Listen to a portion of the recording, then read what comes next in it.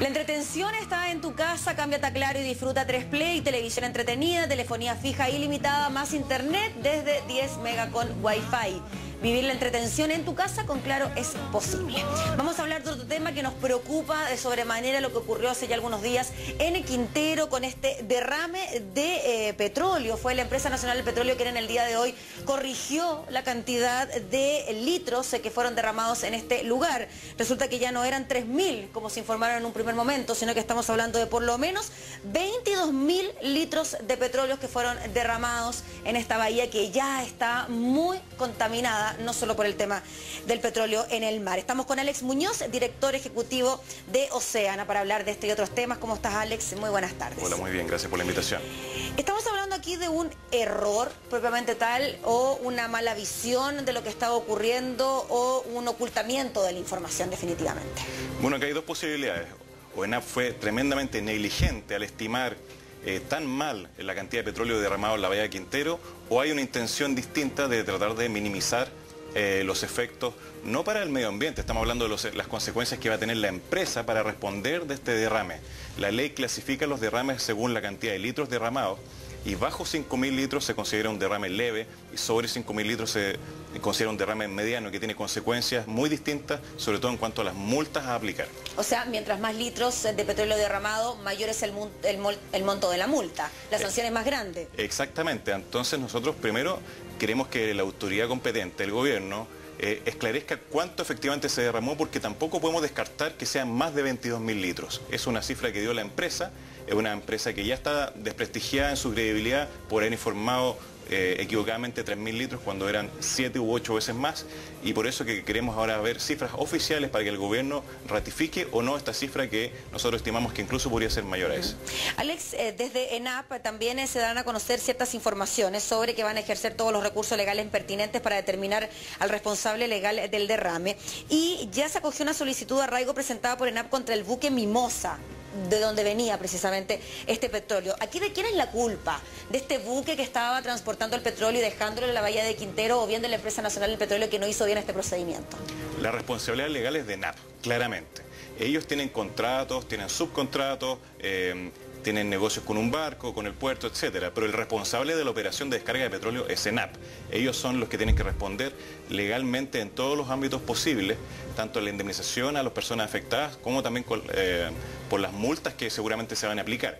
Pero es ENAP el responsable de esta faena, y yo llamaría a la Empresa Nacional del Petróleo a no seguir distrayendo sobre este punto, porque ha señalado que hay un barco que cometió una negligencia. Bueno, ese barco trabajaba para ENAP, fue contratado por ello, y por lo tanto es ENAP el que tiene que responder.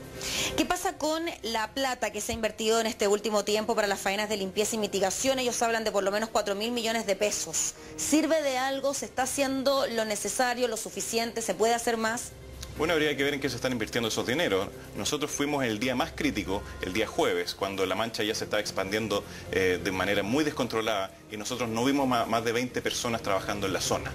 Eso responde primero a una lentitud realmente inexplicable de esta empresa para responder a una contingencia de un derrame que es bastante catastrófico, pero además los dineros nosotros no sabemos en qué se están gastando, si se están pagando sueldos, si se está pagando estudios, etcétera. Nosotros queremos saber cuál es el detalle de estos 4.000 millones y si responden a una contingencia de 3.000 millones o una de 3.000 litros o una de 22.000 litros, porque son situaciones claramente distintas. Alex, tú nos decías que pueden ser 22.000 litros los que cayeron en el mar, pero incluso pueden ser más. ¿Se puede limpiar el mar del petróleo? ¿Estas faenas sirven de algo? ¿Cuál es el mecanismo que se puede utilizar? ¿O ya está todo dañado? Bueno, los derrames de petróleo son muy graves porque son muy viscosos y inmediatamente se empieza a notar la mortandad de ciertas aves, por ejemplo. Nosotros ya hemos visto aves muertas cubiertas con petróleo, luego se va a ver una mortandad en especies marinas. No olvidemos que acá, si bien ya hay cierta pobreza porque los recursos marinos ya están muy contaminados, sí hay un área de manejo de loco, que es una de las últimas fuentes de ingreso de los pescadores, que ya también está con petróleo y se va a ver afectado. Es decir, acá hay una parte que no se puede resolver, no se puede reponer al estado en que estaba. y por eso es que van a tener que existir sanciones como multas y también indemnizaciones de perjuicio a los perjudicados, que pueden ser los pescadores artesanales o los mismos residentes, aunque no sean pescadores. Pero indudablemente que acá hay un daño que se provocó muy grande al medio ambiente y que no se puede reparar del todo. Nos decías que ustedes estuvieron en el lugar el día donde ya la mancha de petróleo se estaba expandiendo. Me gustaría que, según tu experiencia, ¿era fácil darse cuenta de que estábamos hablando de más de 3.000 litros de petróleo? ¿Era cosa de mirar y decir, ¿saben qué? Aquí no, son 3.000 litros.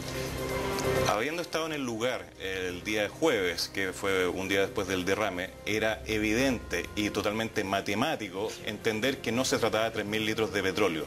Era una extensión de más de 2.000 metros, 2 kilómetros, por 300 cubiertos con petróleo. No es consistente señalar que 3.000 litros de petróleo pueden contaminar una extensión tan larga de la costa de Ventanas, y por lo tanto nosotros dijimos desde el comienzo, acá se está escondiendo la información, se está minimizando este incidente y se trata de al menos 30.000. La cifra que ha reconocido hoy ENAP es muy cercana a lo que nosotros dijimos el primer día. ¿Qué pasa con las acciones legales que se han presentado por parte del gobierno? Incluso la Presidenta de la República, Michelle Bachelet, que estuvo de visita por la zona, se refirió a este tema, y a través de Sernapesca se presentaron querellas contra quienes resultan responsables. ¿Sirve de algo? ¿Es una buena opción? Sirve de algo para determinar responsabilidades respecto a un caso que es puntual, un derrame, pero no hay que olvidar que acá hay una zona que nosotros hemos llamado zona de sacrificio, porque hay más de 40 años de contaminación que viene de las termoeléctricas a carbón, de la fundición de Codelco para refinar cobre, y muchas otras industrias contaminantes que han tenido una verdadera manga ancha y una tolerancia inexplicable por parte de todos los gobiernos, no solamente este, sino que todos los gobiernos han sido bastante descuidados al controlar estas empresas. Entonces nosotros pensamos, sí, valoramos las acciones legales emprendidas por el gobierno, especialmente por el Servicio Nacional de Pesca, pero acá se requiere una intervención clara, política, un plan de descontaminación, donde las empresas se sometan a la autoridad pública para cambiar sus tecnologías, no autorizar nuevas fuentes de contaminación y empezar a remediar esta zona. Yo no comprendo cómo se busca descontaminar esta zona, como se ha anunciado por parte del Ministerio de Medio Ambiente, y el mismo gerente de ENAP, Marcelo Tocman, dice que su prioridad es construir una nueva termoeléctrica en Ventanas. Yo creo que acá debemos cuestionarnos si es que realmente el plan de Ventanas de ENAP de construir una nueva termoeléctrica debe seguir adelante. Nosotros creemos que es totalmente inconveniente y es una tomadura de pelo para los habitantes de la Bahía de Quintero. Fíjate que estaba revisando declaraciones que hacían los pescadores artesanales de Orcón. Dijeron que habían decidido no salir más a la mar hasta que la autoridad se pronuncie, porque ya nos pasó una vez, quién va a querer cambiarse de trabajo. ¿Qué pasa con esta actividad en este sector? ¿Qué pasa con los productos que son extraídos también desde estas bahías, desde la caleta de Orcón, también lo que ocurre en Quintero? Esos productos son comercializados, independiente de lo que ocurre con el tema del petróleo. Sabemos que las aguas, por efectos de la termoeléctrica, también se calientan y generan un malestar bastante importante en lo que ocurre con la fauna ahí. ¿Qué pasa entonces con esos productos? Bueno, nosotros somos muy amigos de los pescadores de Ventana y hemos escuchado muchas veces que ellos tenían un lugar realmente productivo, donde tenían un trabajo digno, donde podían vivir de la pesca artesanal. Luego, con las empresas contaminantes, eso empezó a cambiar, decayó la actividad y ahora está en una situación de pobreza muy dramática. Me parece increíble que personas que están levantándose a las 3 de la mañana para salir a pescar durante todo el día, luego estén en situación de pobreza. Lo del derrame es simplemente la coronación de una situación que se viene arrastrando hace mucho tiempo. Lamentablemente, estas industrias contaminantes son incompatibles con otras que son sustentables, como la pesca artesanal y el turismo, lo cual hace cuestionarse si es que tenemos que seguir insistiendo nuevamente en estas industrias que producen a muy bajo costo, producen altas rentabilidades para los dueños, pero los costos, la contaminación, todos los males que producen se reparten entre toda la sociedad. ¿Qué pasa con la norma de emisiones contaminantes que supuestamente ya está rigiendo? ¿Ha dado efecto? ¿Ha resultado? ¿Se han visto cambios? Bueno, existe una norma para las termoeléctricas que entró a regir hace poco.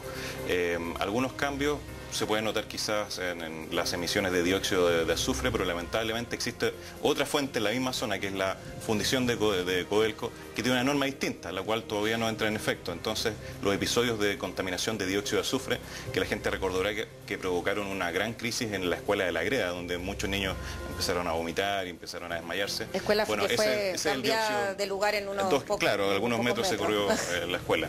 Entonces ese dióxido de azufre es muy dañino y siguen produciéndose pics todos los días de contaminación. Lo mismo con el mercurio y muchos contaminantes. Entonces la norma no ha servido mucho. Lo que acá se requiere una intervención mucho más drástica para descontaminar la zona, incluso dejar de operar algunas fuentes contaminantes y, por cierto, no empeorar más la situación instalando nuevas termoeléctricas como lo pretende hacer ENAP. Alex, te quiero preguntar de otro tema que tiene que ver con la veda de la merluza. Durante todo el mes de septiembre la merluza estuvo en veda, hubo una campaña también... que no le pasen la pescada, que estuvo presente durante todo el mes y ahora ya se terminó. Hoy día hay evaluaciones, se escuchaba declaraciones de los pescadores, por ejemplo, que hablaban que el producto ya comenzaba a salir un poquito más grande de lo normal. Otros decían que no había servido mucho. ¿Sirve un mes de veda para que esta especie vuelva a reproducirse de buena manera, para que puedan ser sacadas del mar con el tamaño adecuado? Bueno, acá tenemos una pequeña demostración de que las cosas, estas medidas sí resultan. Es muy importante recuperar la merluza. Es un pescado muy nutritivo, es importante para la pesca artesanal, también para los restaurantes, es muy consumido en nuestro país, pero está completamente colapsado. Los niveles que podemos capturar hoy son probablemente del 10 al 20% de lo que se captura históricamente. Medidas como las vedas, como prohibir la pesca de arrastre en las zonas de desove, como combatir la pesca ilegal, son necesarias. Acá tuvimos un mes de extensión de una veda y ya dio efecto.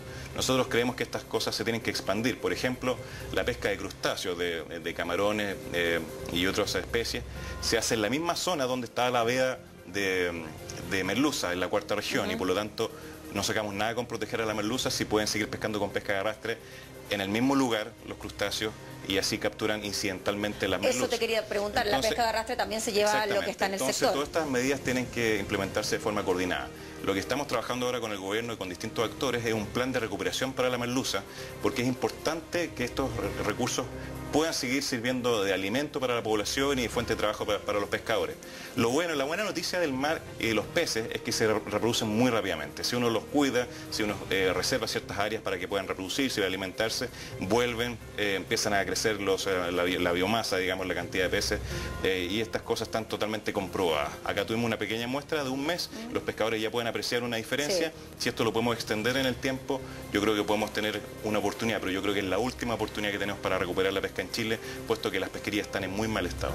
Estamos hablando de este producto, la merluza, la pesca, como es conocida, que es muy apetecida, como bien tú decías, en los distintos restaurantes, también en las casas de los chilenos. ¿Cuánto tiempo debería estar en veda este pescado, este pez, cuando está en el mar, para que así pudiésemos tener un desarrollo más sustentable? Es decir, que la especie crezca lo suficiente para que se pueda reproducir y después cuando la pesquemos también tenga el tamaño que se requiere para su comercialización. Bueno, hay dos medidas que hay que tomar. Uno, respetar los periodos en que estos peces están desovando. En esta época, hasta octubre, los peces se están reproduciendo, etcétera, y por lo tanto es importante no pescarlos durante esa temporada. Luego de eso podemos tener una pesca bastante controlada con una cuota bastante baja.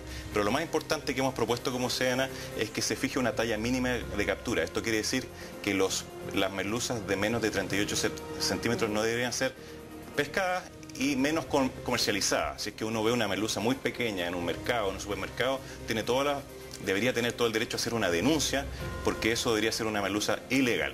La talla de captura es para que las merluzas sean adultas, digamos, ¿no? Y por eso lo que queremos asegurar es que por lo menos se haya reproducido una vez. Por eso que esta talla es muy importante y algo que le hemos propuesto a la autoridad y esperamos que sea adoptada como una de las medidas de este plan de recuperación.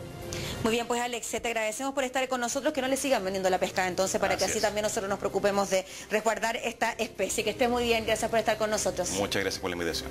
Y nosotros ya nos vamos agradeciéndole por estar junto a nosotros durante toda esta semana. La invitación, como siempre, continúe en las pantallas de UCB Televisión. Se queda con ustedes la edición central con las noticias más importantes del día. Nosotros nos reencontramos el lunes a las 19 horas. Disfrute de su fin de semana, que esté muy bien.